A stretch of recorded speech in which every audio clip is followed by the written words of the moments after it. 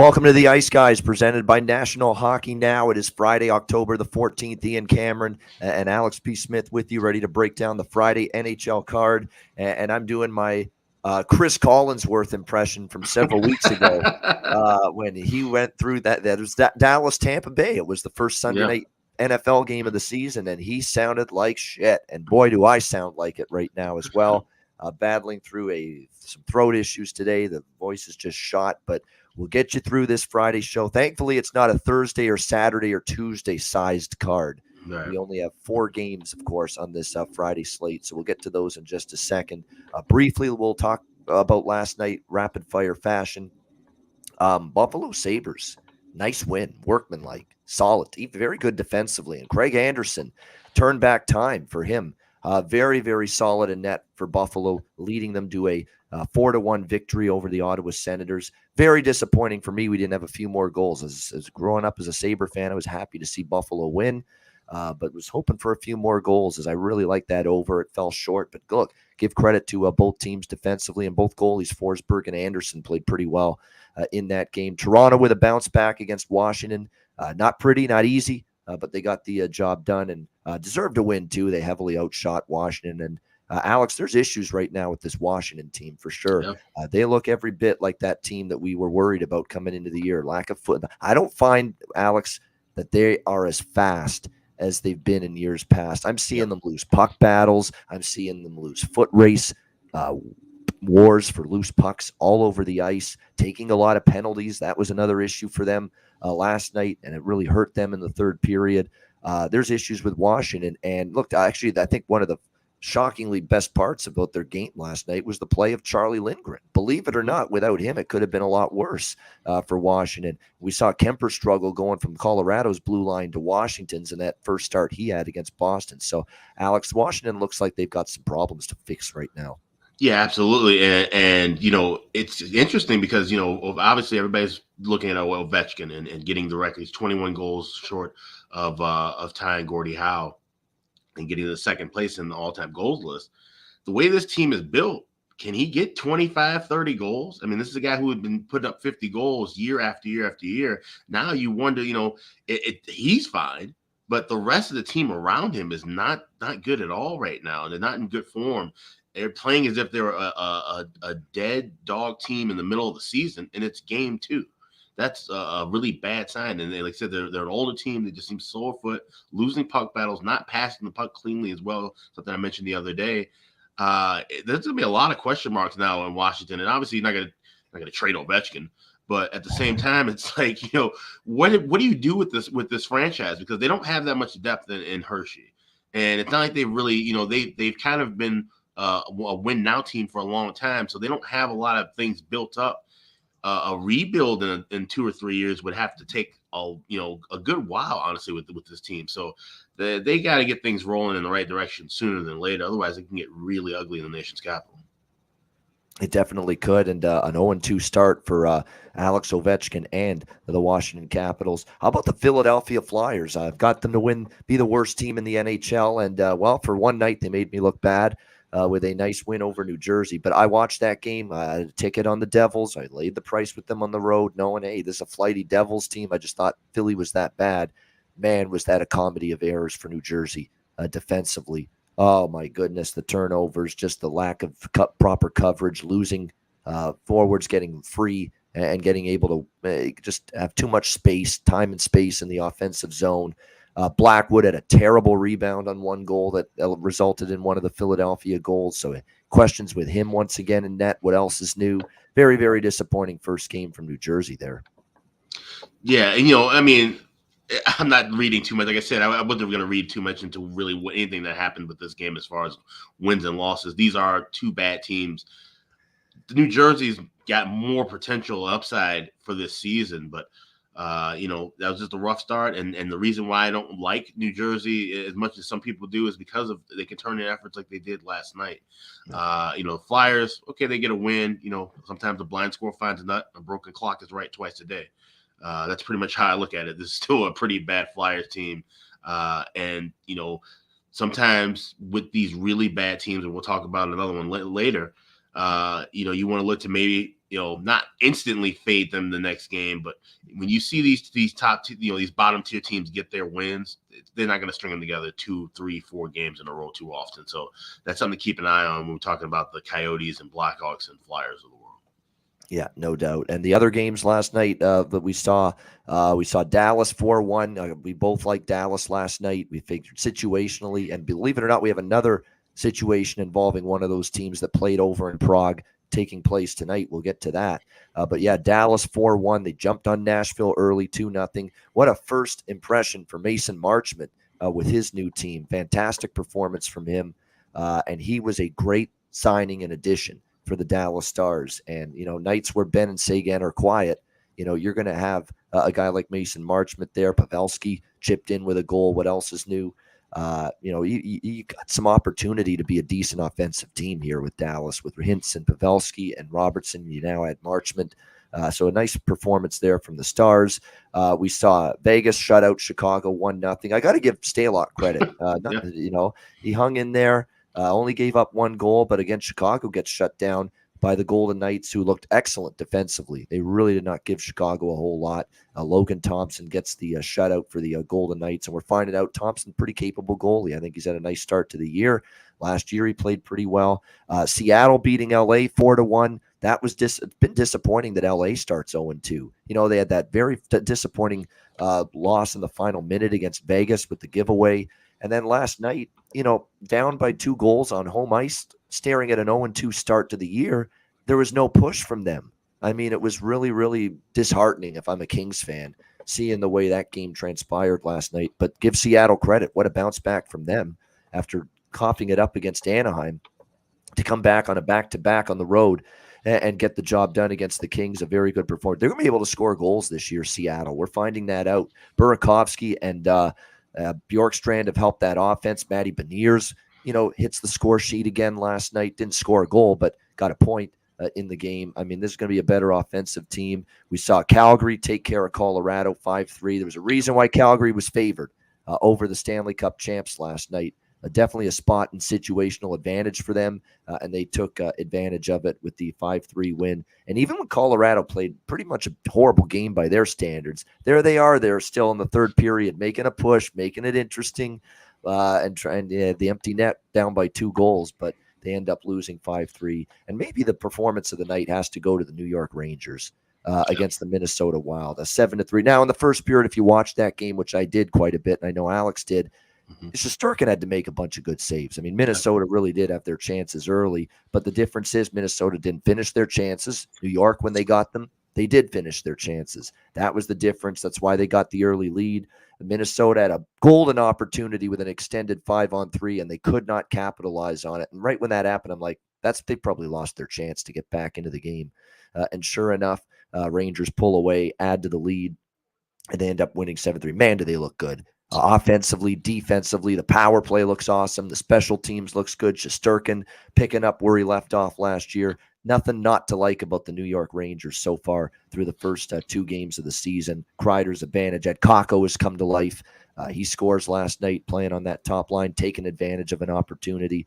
No question about that. Great start for the Rangers. Really good fight, too, in the game. Marcus Foligno and Ryan Reeves. It was good to see that. Well, what a tough son of a gun Foligno is. Do you know how tough it is to say, yeah, I'm going to drop the gloves with big boy Ryan Reeves there? That's not an easy assignment. And Marcus Foligno took that assignment, trying to spark his team, trying to get them to wake up a little bit. So props to Marcus Foligno. You earned my respect for that last night. Alex, the rest of the games, what did you think? Well, yeah, just going back to that Wild and Rangers game, like I said, don't want to overreact. It's the first week. It's the first home game. And the Wild got outclassed by a better team. It's simple as that. The Rangers, when they are healthy and they have everything rolling, they are one of the more dominant teams in hockey, if not the best team in the league. And like I said, I still think this is going to be a Stanley Cup final preview. I actually went out last night and talked to a lot of people because it was a big sellout crowd. Talked to a lot of people after the game just to kind of like to get the pulse of what just the general fan thinks. And a lot of people were saying the same thing. They said, okay, it wasn't so much that the Wild played really bad. It was just that the Rangers were just a really good team. And that just seems to be that kind of the consensus everywhere. So I don't knock the Wild down a peg or two in my rankings because of that loss. I think they still will be a solid team. They'll have another tough test against them, a team that they play really well against in the LA Kings, which you mentioned they lost 4-1 in Seattle. And the Kraken, like I said, yeah, with this burst of offense, you just wonder how long will it last? Can they be a team that gives you 4 or 5 goals every night, win or lose? It'll be interesting to see. But so far, so good. The offensive production for the Kraken. And, you mentioned also talk about the Dallas win. Like I said, this is a Dallas team. I know everybody still thinks St. Louis can kind of hang around in the Central.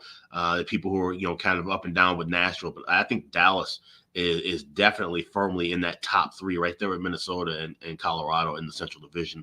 Like you said, now adding Marchment, getting his offensive play. If they can get some balanced offense and scoring to go along with that defense, and, of course, the great goaltending from Ottinger, only allowing 1 goal in that game, they're going to be a force to be reckoned with. About that. Yeah, I mean, that's last night was the first fall from grace for me in the NHL season from a betting standpoint. I mean, I had a great Tuesday, 2-1. Rangers cashed the over in the Vegas LA game. Wednesday was a terrific night. The props were just crushing it. Last night, the props not so much, and the side and totals weren't as strong. Like the Ottawa Buffalo over fell short for me last night. We saw the New Jersey didn't get it done. I did have Toronto in regulation, Dallas, Calgary. Did have a few winners there. Vegas team total falls way short against Chicago. And then LA and the Seattle LA over late in the night falls short. So, yeah, you're going to have losing nights. It happens. But still a good, profitable start to the year. No complaints. Yeah, it's been a rough go for me in the first couple of days of the year. Did have Matt Zuccarello to score last night. That's the first player prop I've had all year and catch that. So, I'm going to be really select with those. I know, Ian, that's something you do a lot more than some of the other people. Some of the other guests we have rotate, do more player prop stuff. I don't do too much of that. I like to look at team stuff, but more specifically. Missed with the first period over on Florida and the Islanders. In Florida, it looks like it might take them a while to adapt to this new style, which makes me wonder, are they going to just go all in and keep playing this style, or is Maurice going to make some adjustments and say, hey, you guys used to a little bit more up-tempo. Maybe we should kind of open things up a little bit more. They still had a ton of chances in that first period, as did the Islanders. There was we've seen a lot of high penalty calls early in games, which is something you like to have on your side when you have a first period over. You want to see that kind of revolving door to the penalty box. So those power play chances help you when you have that 1.5 or even especially a 2. And you look at a spot like Arizona and Pittsburgh where 5-minute span you get 3 goals from the Penguins. It's like I said, we know it's going to be a rough year for the Coyotes, but it's going to be hard to pinpoint those kind of spots where they're just going to lay an egg right out of the gate. You're going to see some teams hang around a little bit early, even though they're bad teams. The Hawks are a prime example, only allowing 1 goal. I was really stunned by that. I thought for sure, and Stay like he said, he looked good. If he can turn in those kind of performances, and like I said, he looked like the way he did 5-6 years ago. Those years when he was with the Wild and playing backup, and he was a solid 1B or number 2 option. But he's gone through a lot physically. And like I said, just kind of wondering where his headspace is at. He turned in a good effort against a Knights team, I should say, that is very solid. And Logan Thompson. If you can still find, Rookie of the Year props for him, he might be somebody to take a flyer on because he's going to get the bulk of the work. We already know that. And when he has these performances like he did last night, like I said, I saw him in person when he played against the Wild late in the season, and he looked good. He has the form to be a potential number 1 goalie. And now that he's being thrusted in that spot, he's not shying away from it. So you might actually be able to get some value. And we talk about, the guys in Seattle, and, everybody's talking about Owen Power, Buffalo, but Logan Thompson has a decent running for the Calder Trophy. No doubt. There's a bunch of. I'm looking at that prop right now, and again, Logan Thompson's considered a rookie because this is only his first full season in the NHL. So that's why he's in that Calder Trophy categorization. But there's Beniers, McTavish, Power, Perfetti for the Jets, Marco Rossi for the Wild, Kent Johnson, Columbus, Kuzmenko. I think at 14-1 is not bad in terms of a little down the board option because I think he could have a big year for Vancouver. And obviously, we saw him score his first goal in his first game the other night against Edmonton. So there's definitely some good options there with the Calder trophy race. And thank you for the kind words there in the chat. Someone appreciate it very much. Their Bankroll Spence. There it is. Best hockey show on the internet right now. We appreciate it. I think it's the best. And I'm glad you guys do, but it's certainly, I think, the most in depth. I don't think anybody goes to the depth of analysis we do, and if we do every single game, every single day, which makes this show unique and great. All right, speaking of great, let's see what great bets we can find on the Friday NHL card. Let's start with Tampa Bay and Columbus. Tampa Bay minus 200 road favorites, 6 the total in this game. So initially, I was actually had Columbus circled in this spot. Home opener. I'm not in a rush to back Tampa Bay early in the year. We talked about how they might just be looking to ease into the season. You know, if they go 0-2, 0-3 to start the year, I don't think it's a panic situation for the Lightning. You know, it's a very experienced team. They've been through the wars before. A slow start is not going to, rattle them too much. But then Columbus suffers the 4-1 loss to Carolina. I was not as impressed with them as I thought I would be, certainly not their offense. And look, Carolina is a pretty good defensive team, but once Patrick Laine, who got their only goal, once he got injured in that game, and we're finding out today that Laine is going to be out at least a month, it looks like, or at least upwards of a month with his injury. That's a big loss. He's the guy that got their only goal against Carolina the other night, and the chemistry that it looked like he might be able to develop with Johnny Gaudreau and Boone Jenner was going to be a big catalyst offensively for Columbus, and now you don't have that available to you. So that's going to be an adjustment. Kent Johnson's been called back up to the Jackets. He will be in the lineup tonight. Looks like they're going to play him on the third line with Cole Sillinger and Gus Nyquist. Looks like that's going to be your third line. You might be asking, with Laine out, who is going to get that top line right wing position for Columbus? They're going to give it to Justin Danforth, it looks like, on that right wing top line with Boone Jenner and Johnny Gaudreau. And right away, you know what that means. Has me gravitating to the prop market where, look, they're playing a Tampa Bay team that's going to want to bounce back after the loss to New York. A Ranger team that we're seeing after 2 games is playing damn good. So it's not really a real shame in that. But they did look lethargic. They did look a step slow against New York. They'll have to be a whole lot better here. We know Tampa long-term, Alex, off a loss is very good. Can that be the case here is going to be the question. And I know it won't be easy to score on Tampa. You know, Columbus only got 1 goal against Carolina. You're facing Andrei Vasilevsky tonight, who is the starter in net, one of the best goalies in the NHL, no question. But at the prices you're seeing with Danforth to score a goal, like we're seeing plus 480. All right, on him to score a goal tonight in some spots. He's going to be on the top line. You've got, for me, when I see that kind of price, plus 480 on a guy playing on the top line to score a goal, I have to bet it. I just have to bet it at that price, plus 480. And it doesn't have to be a big bet. It can be just a few bucks. You have to put a little something on it when you see plus 480 on Justin Danforth when he's going to be on the top line to score a goal here tonight in this game. I wouldn't mind even Kent Johnson for Columbus because I think he's going to have a nice season. I know he's not on the top 6. He's on the third line, but that could be a prop you look at. Tampa Bay, I think they'll play a lot better. I think they'll probably win the game, but I'm not in a rush to lay the price with them here. You'd expect a lot of their big, like Kucherov didn't do a lot. Braden Point even didn't do a lot against the Rangers the other night. So they need a little bit more out of them here in this game. Tampa probably wins, but and usually off a loss, I want to back Tampa. Not at this price, though, and this ain't the same situation. I think this really could be a season where Tampa Bay, this might be not the month you want to back them game in and game out here in the month of October. So it's a tricky game because I was actually going to line up and take a shot with the home dog here, Columbus, but then they look offensively out of sorts against Carolina. Then Laine gets hurt, and it's pretty much taken me out of back in Columbus here as well. Alex, what do you think here, Tampa Bay, Columbus? Yeah, this is a game I'm more than likely going to pass. But if I had to bet something on it, I would probably maybe look at Tampa Bay first period puck line, laying the half goal at plus 135, and then look to approach it from a live angle. If they don't cash that, maybe try to look for a live over, looking for a live first period over when that number drops down.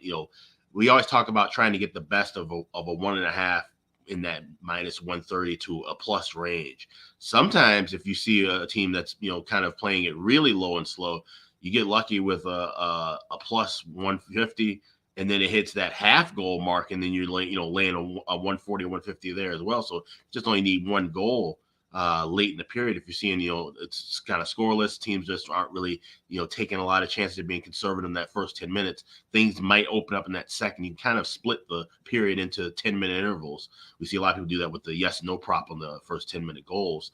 So you kind of look at that second 10 minutes and try to adjust for something live. That may be the approach you want to take with Tampa Bay games because, like I said, the way that they're starting off this year, it's a bit slow.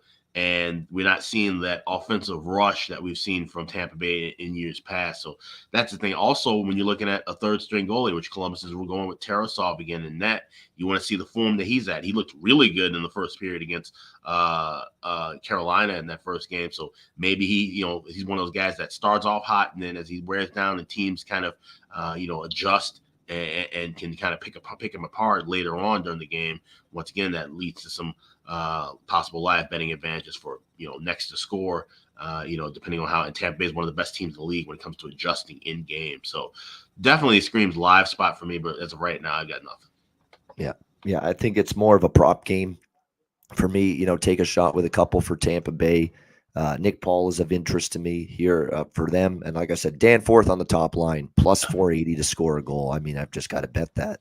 He may not score, but I'd take a chance on it at that price for a top line player playing with a Johnny Gaudreau. no doubt about it. It's a good price there. And like I said, Sillinger, Johnson for Columbus. And Shinnikov too. I wouldn't talk anyone out of coming back to Shinnikov because he did have a great preseason. Didn't score against a good Carolina team. But second line, I still think there's a potential for him to be an offensive contributor this year for the Columbus Blue Jackets. All right, next up, we got the Montreal Canadiens and the Detroit Red Wings. Detroit minus 160, home favorites, 6.5 the total in this game. It feels like just that classic spot for a very young hockey team like Montreal, where they were amped up, totally excited to get that season going against Toronto. And a Toronto team that, look, I think part of the reason why Montreal was able to win that game is I think Toronto assumed it was just going to be easy street the other night. It's Montreal. They've got 5 inexperienced blue liners for them outside of David Savard. How are they going to beat us? How are they going to defend us? And sure enough, they got outworked. If you watch that game, clear as day from the beginning, Toronto Maple Leafs in that game, they got outworked, they got outplayed, they got out-hustled by the Montreal Canadiens. That's why Montreal won that game. It's the old age-old adage, and it still applies. Will beats skill. All right, it does.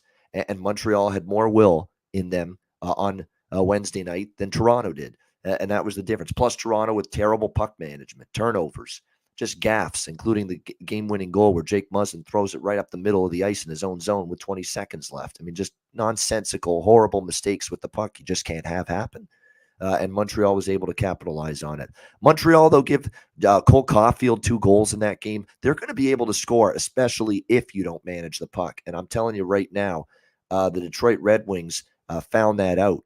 The Toronto Maple Leafs found that out, that the rush chances that you allow to the Montreal Canadiens can be deadly.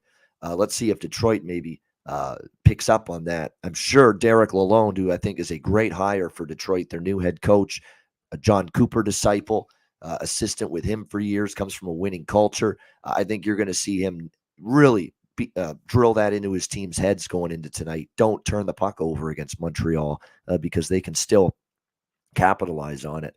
For the Red Wings, I'm high on this team coming into the year. That I think they're going to be a much improved team potentially. I'm going to stop short of saying they make the playoffs, but I do think they're an improved hockey team. You have to be, in my opinion, when you add a David Perron, just a guy that can is both great at both ends of the ice. 5-on-5 offense, the power play. He's going to strengthen that significantly. Defensively away from the puck, he's a good forward. Andrew Kopp, a great two-way center. You add him. You've got Oli Mata, Ben Sherratt on the blue line, 2 very experienced defensemen added to this Detroit team to help out Mo Seider as he continues to evolve into one of the better defensemen in the league. Robert Haig is someone that's a veteran defenseman, stay at home, can block shots, that kind of player. You need some of those on your team. They're going to be able to score when you look at that forward group. Lucas Raymond, Dylan Larkin, Tyler Bertuzzi had a great preseason. Vrana, Kopp, Perron.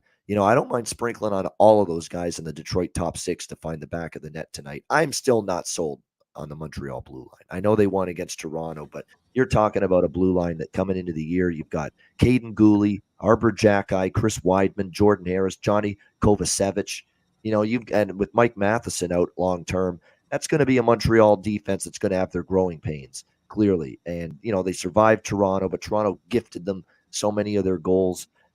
Plus, you look at Montreal wanting to beat Toronto. It's like a Stanley Cup type of feel for them. They wanted the game so badly, beating their rival and getting off to a good start. But now you go from that great home atmosphere, beating the Leafs, to now going on the road, facing Detroit. I could see this very young team not having the maturity to back it up and play as well tonight here against Detroit. And I just think the Red Wings are going to end up being a better team this year than the Canadiens as well. So I'm on Detroit in regulation here. That's the bet for me. You can get a nice price on that, around minus 108. Pretty good price with the Red Wings in regulation tonight to take care of business here. I lean to the over. I do have a smaller bet on the over here with the Canadiens and the Red Wings. By the way, it will be Jake Allen, Billy Husso, two former St. Louis Blues. That's the common thread there. Two former St. Louis Blues in net for their respective teams tonight. Husso making his Red Wings debut. Interesting to see how he plays. But I'm on Red Wings in regulation as my primary wager in this game. Alex, what do you think here, Montreal, Detroit? Yeah, I'm right there with you. That's the first bet I made this morning. I got up and I was able to grab minus $1.15. You actually got a better price than I did. And we've seen that kind of come down just a little bit. And I think that had a lot to do with the fact that, they were waiting to see if Husso or Nedeljkovic was confirmed. So it's Husso tonight. Nedeljkovic will be playing tomorrow against New Jersey, which, I might be looking at an over there possibly, even though I think Nedeljkovic is going to have a better bounce back year. I think a lot of people, and I have my goalie charts, they're up at patreon.com/iceguys, but I think I am higher on Nedeljkovic than a lot of people. I think a lot of people are thinking that what they saw last year is what he's going to continue to do. And like I said, I think with a lot of goalies this year, they're going to be able to find a way to bounce back. The thing with Detroit is that with Ville Husso, he had a phenomenal year last year. And he was pretty much the number 2 option at the beginning of the season, and then thrusted himself into a 1A, 1B situation, eventually being the number 1 goalie for St. Louis, helping them get into the playoffs. And it wasn't that he just completely fell off the earth in the postseason. It was just that he kind of faltered a little bit, and the Blues wanted to shake some things up. They went back to Bennington, and Bennington was in tremendous form the rest of the way, even in their second round loss to Colorado. So with Husso, you've got a strong enough sample size, and you got tape on him now where he didn't have that much NHL experience before last season in a full year. Now you kind of wonder, okay, will he regress a little bit and be just kind of a 500 goalie, or can he keep that momentum forward and be a true number 1? That's the thing with Detroit. They're running 1A, 1B right now, but if Husso shows any signs like he did last year, he can run away with his job and end up getting 55, 60 starts. So I like Detroit here in this spot. Montreal, like you said, it's insane how Toronto could just think they could sleepwalk with Montreal when, just 2 years ago, you played them as one of the worst teams in the league in the playoffs, and you got bounced out of there. Toronto shouldn't be taking anyone lightly. Yeah, aren't you supposed to get a clue from what happened 2 years ago that maybe you got to actually put your work boots on and be ready to play for a full 60 minutes, regardless of who you play? There's not a such thing as a free 2 points in this league. Toronto apparently doesn't know that yet. And against a rival, no less, too. The rivalry of Toronto and Montreal is more than well documented. How do you take your foot off the gas if you're either team in that spot? I don't know, but like I said, for Montreal here, getting that win could be a little bit of a letdown here. So maybe even look at Detroit first period as well as a full game in regulation. Yeah, I considered that actually first period as well, but I decided I'd just go with the full game because, you could see Montreal just a little carry over from the game, and then Detroit gets stronger. Plus Detroit with the not having played and Montreal having played, that maybe Montreal is just a little more fluidity early. That's why I went to the full game. Yeah, I agree. Yeah, the regulation, that's the one official play I have is Detroit regulation. Yeah, Detroit in regulation for both of us here with this one. By the way, one last thing about props. I mentioned it. I've sprinkled just on small, very small, because I'm spraying the board here with these top 6 forwards, but Bertuzzi, Perron, Larkin, Raymond, all these guys for Detroit. We've got some kind of play on them to score a goal. For Montreal, back to Caulfield, because I think he's that good right now. And you're not going to get plus 200 on him to score a goal forever you're going to see eventually that come down more toward where it should be, I think, plus 150 or so. So definitely some props to look at there with Habs Red Wings. All right, Rangers and Jets. We've got the Winnipeg Jets. How about minus 140 now? Home favorites here, the Winnipeg Jets, 6.5 the total. It is a stone cold Winnipeg spot. I mean, there is no denying that whatsoever when you think of what's transpiring here. The Rangers beat Tampa on Tuesday, go on the road, beat Minnesota 7-3 last night, third game in 4 nights, albeit early in the season. So these 3 and 4 nights aren't as taxing, or they don't wear you down physically like they would, say, in January or February or March when it's later in the season. So keep that in mind. Everybody's still fresh as a daisy for the most part. So, but still tricky spot because you go from Minnesota on the road. You pretty much, I think they wanted to make a statement there because they know Minnesota's a good team in the Western Conference, and boy, did they make a statement. Like we talked about in the Open, played a great game, offense, defense, special teams. They've looked great in 2 games. Now you go on the road for a second straight game. You got a lesser team here, Winnipeg, and you're going to rest Igor Shesterkin. You're going to give Yaroslav Halak his first start in the regular season as a New York Ranger. So there's definitely some warning signs that, are you going to get New York's best tonight? That's a legit question. Everything, actually, believe it or not, surprisingly positive if you believe the articles for Winnipeg, saying that Rick Bowness is really challenging this team to be better defensively. They've really worked hard at that end of the ice going into this season opener. Let's see how it transpires tonight. See if this is a better Winnipeg team defensively, because that's where the problems were last year. And that's what Rick Bowness wants the team to be. He wants them to be in a few more 3-1, 3-2 games this year, much like we saw with the Dallas Stars when he coached there last year. So it definitely a huge situational advantage for Winnipeg. I don't hate the reasoning and the rationale behind backing Winnipeg, but I don't know, at minus 140, I could do it at this point with where this price is now. And it's going to be interesting to see, too. We've got, I think Kyle Connor will have a nice year for them playing with Scheifele and Ehlers. Cole Perfetti, who they've had hopes for to be a big-time offensive difference maker for them. He's going to get his first big opportunity here, second line for the Winnipeg Jets with Pierre-Luc Dubois and Blake Wheeler. So let's see how he handles that. Morgan Barron, one of their prospects, made the team as well, and going to be the third line with Lowry and Appleton as well. So we'll see how that goes. Look, this is, and I was talking to someone who, a good friend of mine and very good NHL bettor, and he said, this feels like this game, New York and Winnipeg, feels and looks like Colorado-Calgary last night, where, you should want to take Colorado as an underdog, as its defending Stanley Cup champions. You should want to take the New York Rangers, one of the best teams in the league, as an underdog. But there's a reason the opponent is favored. And I said, okay, you're half right, but here's the difference with the two situations. Calgary, with their best game, Alex, Calgary is close to Colorado. There's not a huge gap between those two teams. When Calgary's at their best, they can play with Colorado. They can beat Colorado, 6 times out of 10, or at least split, go 5-5 if they played each other 10 times in a row. With the Rangers and the Jets, I don't feel that way. That's the big difference. I think the Rangers are significantly better than the Winnipeg Jets. So it's not quite the same. Whereas, it was a situational edge for Calgary last night, but they can beat Colorado. That's a really good hockey team. Yes, it's a situational edge for Winnipeg here tonight, which is why they're favored by this kind of price. But I don't feel that way about them against New York like I did with Calgary against Colorado. Winnipeg's not this much better than New York, right, where they should be minus 140 favorites. So it's a pass for me. I lean under, believe it or not. Hopefully Halak's good. That's the wild card, right? That Halak has some good games, and he can still play well. I remember there was a game last year. He stood on his head a couple of times, but he also had some really rough games. So it depends on which Jarl Halak we're going to see here tonight. But I'm going to lean under, because I'll tell you what, Winnipeg might be starting to become more of an under team, because they've really, really honed in on defensive details throughout training camp. Let's see if it shows itself here tonight in their first regular season game. Alex, what do you think here, Rangers Jets? Yeah, this is definitely one that I have circled for a live wager. I'll be looking at the first period over at anything in plus money range. Like I said, even if we do see Halak play well, this is something I would try to look for and try to catch the half goal over late in the first period because, like I said, the Winnipeg, they're trying to play more of a defensive style. But can you contain the New York Rangers? Even with the third game at 4 nights, like I said, if we see any kind of weakness with the Rangers tonight, I expect it to be more on the back end than the front end. The offense looks to be rocking and rolling the way that they were passing the puck last night. I think, like you said, this is not a fatigue spot necessarily for the Rangers.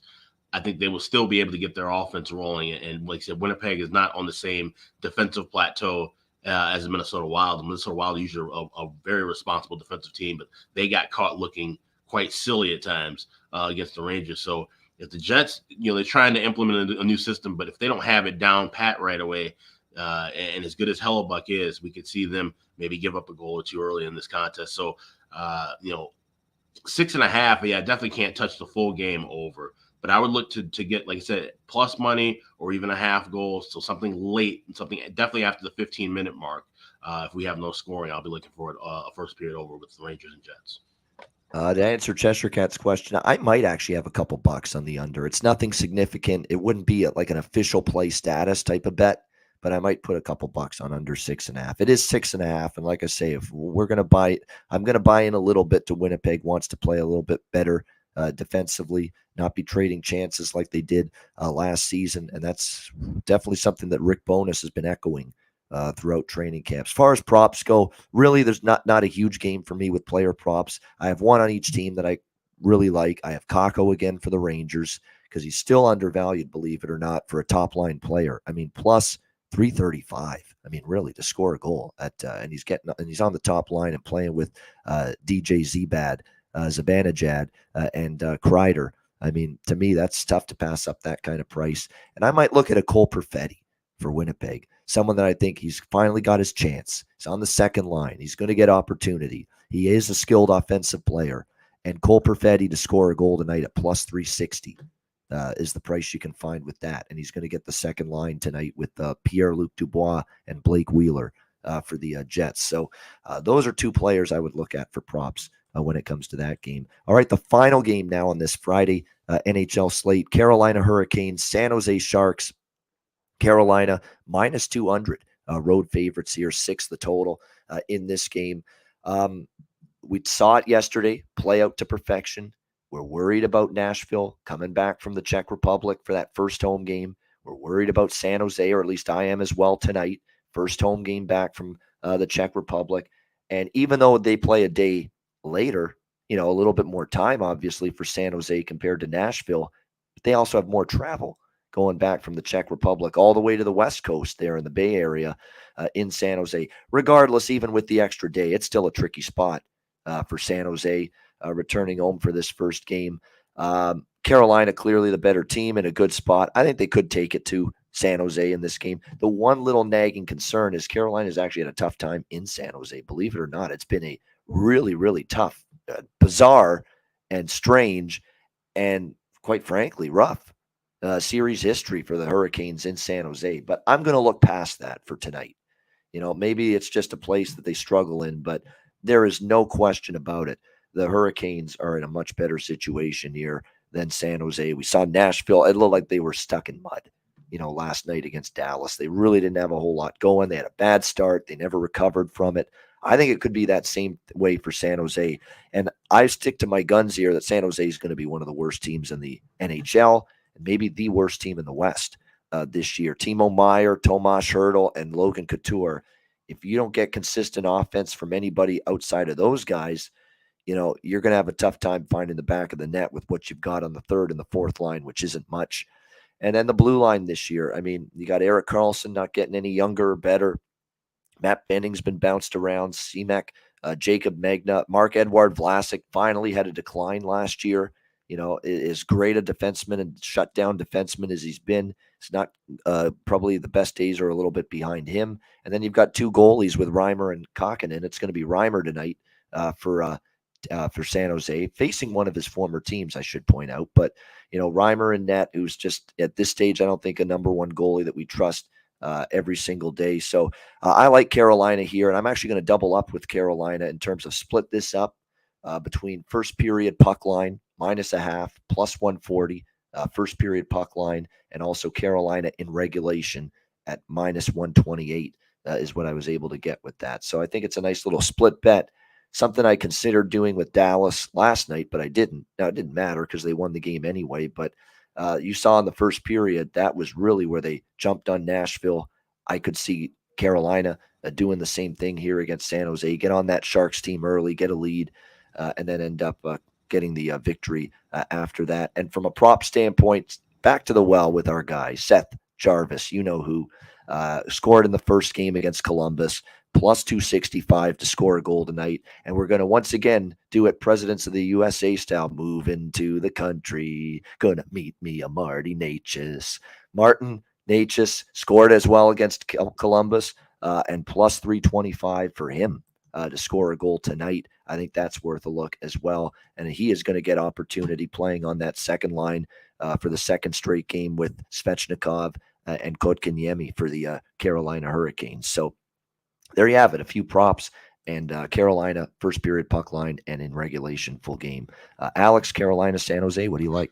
Yeah, I would slightly lean with that Canes first period puck line as well. And like I said, don't be discouraged by the fact that Carolina's lost 6 straight in San Jose, and the home team is 20-7 in the last 27 meetings. Because when you look back at those last dozen games or so, most of them were taking place in the middle of the year, even as far back as a couple of years ago, where it was a late October game and it was the end of a road trip. So obviously, when you're talking about a San Jose, a far West Coast team, and a far East Coast team in Carolina, you're oftentimes talking about when the road trips are starting or ending for any given team. So Carolina starting a fresh 5-game road trip off of a win at home. I think this is a fresh and good spot for them. So I can see them coming out with some energy early. And of course, Brent Burns, everybody's talking about him coming back to San Jose. Brent Burns, got to get in on him. Point and to score a goal. We like that angle. The player against his former team. We always like that. Yep. And especially in this spot, because he was a really big fan favorite in San Jose. And so I've been seeing nothing but tweets and people, coming out and supporting him. So that'll be a moment for sure. I'm sure there'll be a moment with him on the Jumbotron and different things. You can see him being a bit jazzed up. But San Jose, like I said, coming back off of the Prague trip, you just want to kind of see where their head is at. This isn't a good team anyway. So, like I said, we sasaw Nashville get trounced early. It could be even uglier for San Jose because, like I said, Carolina wants to start the road trip off hot. They're a much better team. So, I'll go on and make it official too. I'm right there with you with Carolina first period puck line. You said plus 135. I'm looking for that and bet that as well. All right, yeah, the Carolina puck line first period minus a half. Yeah, you can get plus 140 in some spots. So it's a solid price there.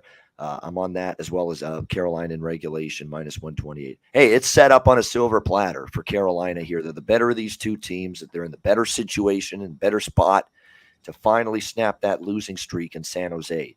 If it doesn't happen tonight, then probably won't back Carolina and San Jose anytime soon in the next few years. Put it that way. There's no better opportunity for Carolina to finally get a win in San Jose from a situational standpoint than tonight. I don't believe they've had a goalie confirmation, Carolina, yet, but I'd assume it's going to be Freddie Anderson again in between the pipes for them. We know it's Reimer for the San Jose Sharks, but I would expect it to be Frederik Andersen here tonight for the Carolina Hurricanes in this one. All right, there we go. That is the Friday NHL card. We appreciate everybody as always tuning in here on the Ice Guys show. Hit the like button if you're watching us on YouTube. We appreciate it. Anderson confirmed 10 minutes ago, says someone in our chat. So there we go, as expected. Okay. Yeah, Freddie Anderson once again in that. And remember, there's no back-to-back. That's the one thing. The East Coast teams out west, a lot of times you have to worry about back-to-backs. They're off tomorrow. They play in Seattle on Sunday after this, Carolina. So not a back-to-back situation, and that's why you're seeing Frederik Andersen in net tonight. But we appreciate it. Hit the like button. One of the things that's been good about now with National Hockey Now is I'm in charge of posting the podcasts every day. So you're going to notice that the podcasts are pretty quick in terms of how they're up there. I mean, usually shows that are over around 3:30, usually they'll be up. The podcast will be available by 4:30 p.m. Eastern time. Like today's show is going to be over earlier. So you'll probably get the podcast ready to roll by 3:30 p.m. Eastern time. So nice and quick with the podcasts being uploaded. And remember, the Ice Guys podcast version of this show each and every day, 7 days a week, is available on all major podcast platforms: Google Podcasts, Apple Podcasts, Spotify, Stitcher, iHeartRadio, Amazon Podcasts now as well. So it's on all those platforms. Make sure you check it out. We have our first live Ice Guys Betcast on Tuesday, October 25th. So that's a week from this upcoming Tuesday. We're looking forward to that, 7 p.m. Eastern time. So make sure you join us for that. All right, best bets. To wrap up this edition of the show, Alex, we'll start with you. What do you like for best bet? Me or you? There we go. Yeah, we're gonna head out to the Motor City. We're gonna back the Detroit Red Wings in regulation. I got minus $1.15. Shop around for a better price. I think we're gonna see them get off to a hot start. A lot of people, and I've actually heard a quote from a couple of NHL scouts who said that they think of all the teams that have really made moves and bolstered things in the offseason. Everybody's talking about Buffalo and Ottawa in that Atlantic Division.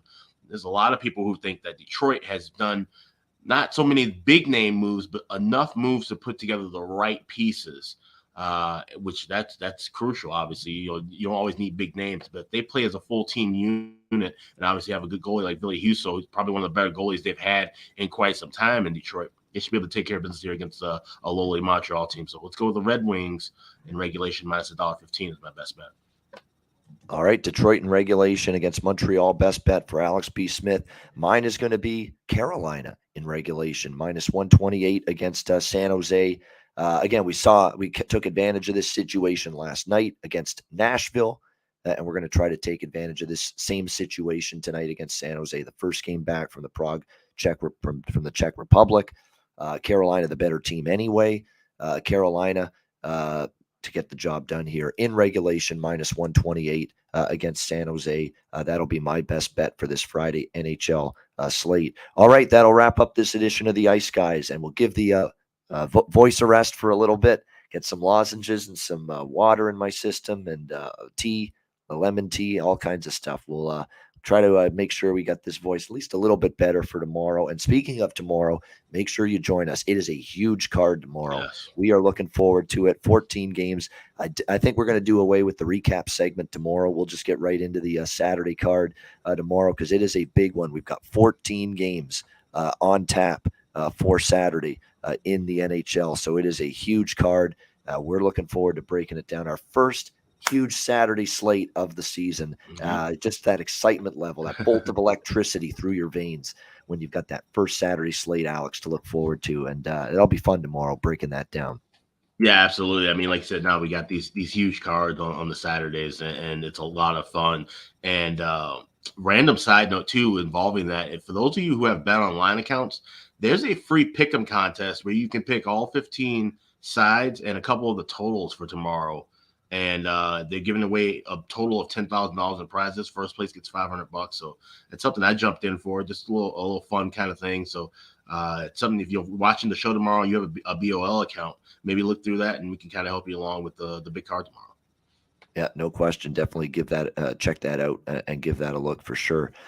Great time to get involved with something like that on a huge NHL card like tomorrow. So make sure you join us for that. Thanks to everyone for joining us today for another edition of the Ice Guys NHL Hockey Betting Show. For Alex P. Smith, I'm Ian Cameron. Have a great Friday night. Enjoy the games and good luck. And we will talk to you again tomorrow on Saturday, noon Eastern time. Remember the start time. That is our start time on weekends, noon Eastern.